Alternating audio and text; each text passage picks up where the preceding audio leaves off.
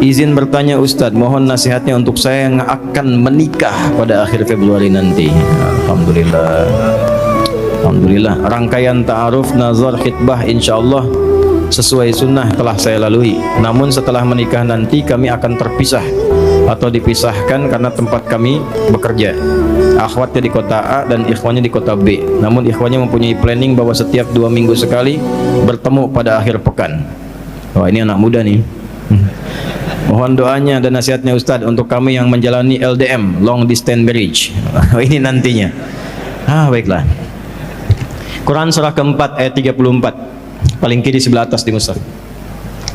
Bismillahirrahmanirrahim. Ar-rijalu qawwamuna 'alan nisa bima faddalallahu ba'dahum 'ala ba'dhin wa bima anfaqu min amwalihim. Satu. Untuk laki-laki dulu.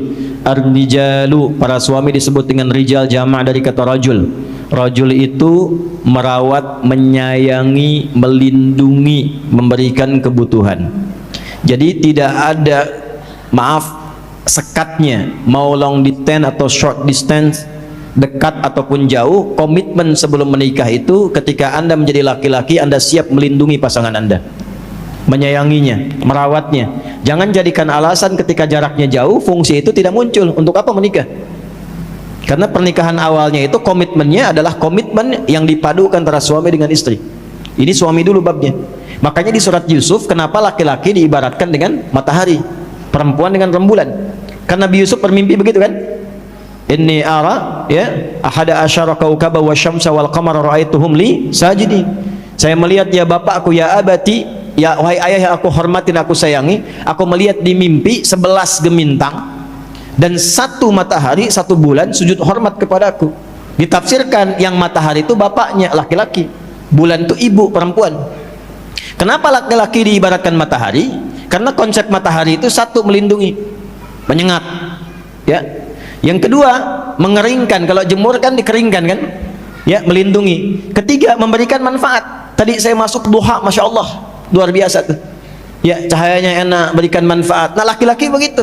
Kalau sudah menikah, berikan manfaat pada istri. Nanti ada skema nafkah, nanti kita bacakan berikutnya, ya. Yang kedua apa? Lindungi. Kalau ada yang mengganggu, sengat, ya, sengat. Yang ketiga apa? Menyayangi, seperti istri itu kan, mencuci kering pakaiannya oleh matahari. Ya, perempuan juga, istri kalau sedang sedih, ada air mata di pipinya, keringkan oleh suami. Datang, berikan kasih sayang. Istri sedih, suami yang senangkan. Assalamualaikum mama, masya Allah. Kok cantiknya, ada putih-putihnya, ada hadiah. Oh, iPhone 14, langsung hilang air matanya. Nah, gitu, ya. Nah, perempuan seperti bulan nanti kita bahas. Ya, perempuan yang rembulan, tampil indah, menyenangkan, kalau dipandang enak dilihat, membahagiakan seperti Sayyidah Khadijah. Suami pulang capek dari kantor, lihat wajah istrinya setengah capeknya hilang. Bisa nggak begitu tuh? Ya, pulang ke rumah lihat lagi tambah capek gitu kan. Ya, setengah capek hilang, rembulan. Dan jangan dibalik, di istri yang jadi matahari, laki-laki yang jadi rembulan. Nah, ini kadang sering terjadi gitu ya. Hal demikian tidak. Konsepnya tempatkan. Jadi satu yang tadi, yang pertama, komitmen itu. Walaupun Anda katakan jaraknya jauh, komitmen itu dibangun. Yang kedua, jauh pergi itu untuk nafkah, bukan untuk bepergian. Wa bima anfaqu min amwalihim. Aku berikan perangkat kepada suami itu, laki-laki itu, untuk kuat mencari nafkah. Beda nafkah dengan kerja biasa, itu beda. Nafkah itu pencarian yang semua hasilnya Allah cukupkan untuk semua anggota keluarga. Kalau perempuan, istri, nggak ada kewajiban nafkah. Jadi kalaupun menyalurkan bakat, dia bekerja, misalnya menyalurkan bakat, perawat, dokter perempuan, bidan, kan yang mengandung perempuan, masa yang periksa laki-laki? Boleh jadi perawat, silahkan, jadi guru silahkan, untuk perempuan. Tapi bukan nafkah. Dia menyalurkan bakat, ada kerja di situ. Jadi apa yang didapatkan tidak akan mencukupi kebutuhan rumah tangga, selalu akan kurang walaupun banyak. Dan potensial kalau dipahami nafkah, potensial terjadi perselisihan.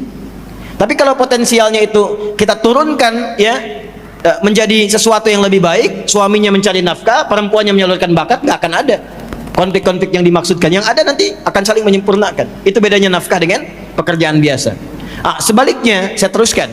Jadi kalau nanti walaupun ini long distance atau suami ada tugas ke jauh dan sebagainya, niatkan untuk ibadah, untuk nafkah, untuk melindungi, membawa yang lebih baik.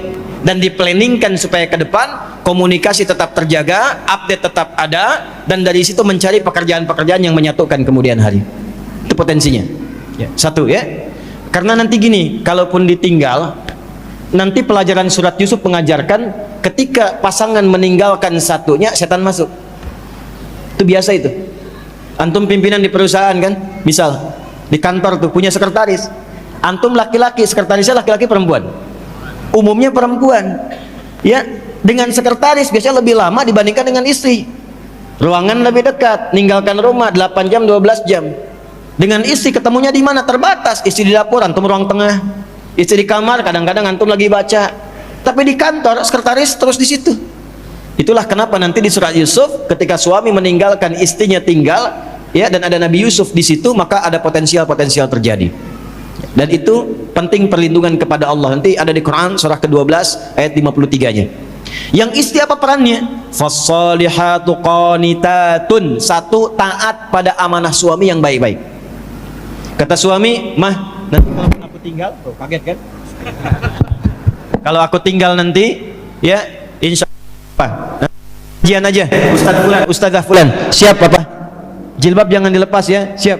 Aku tinggal menghafal Quran ya. Nanti kalau aku pulang kita sama-sama murojaah. Siapa ya? Masya Allah. Di 2 pekan pulang tuh insya Allah targetnya ini juz amma, juz 30. Nanti begitu pulang murojaah sama-sama, suami jadi imam, istri jadi makmum, berdoa bareng-bareng. Jadi semuanya indah. Ketika video call, amma yatasaalun anin nabail azim. Udah enggak begitu juga ya. Ya baca pakai tajwid ya. Oke, itu indah karena punya program. Kemudian yang terakhir, hafizatul lil ghaibi bima hafizallah. Jaga nama baik suami ketika tidak sedang bersamanya. Kehormatan dijaga. Jaga. Jangan sampai ketemu suami jauh dibicarakan yang enggak harus dibicarakan. Kemarin menikah, iya alhamdulillah. Rame enggak? Alhamdulillah. Suami bagaimana? Iya di situ masalahnya tuh. Jauh ya. Mulai itu keluar. Ya. Jaga ya. Nah, saya kira mudah-mudahan membawa yang lebih baik.